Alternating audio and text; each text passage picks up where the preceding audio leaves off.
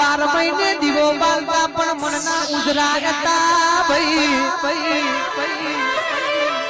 સદા ભાઈ પેલાની માતા ખાલી પહોંચી ચોમો બેહતી એ માટીનું ખોડિયું હોય 12 મહિને દીવો ભળવા જાવ એટલે પહોંચી ચોનું પાછું ખોડિયું ફરવું પડતું ને દીવો ભળવો પડતો તો ભાઈ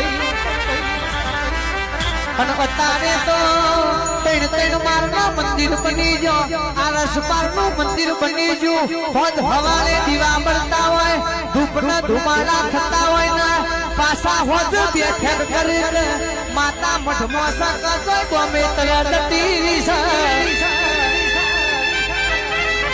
અલ્યા માતા ચોય ગમે તર નહીં જતી તમે મોનવીની મતી બદલી નોખી પેલા હોમી ગોમનો ઝઘડો થતો પણ માતાને વચ્ચે નતા લાવતા લ્યા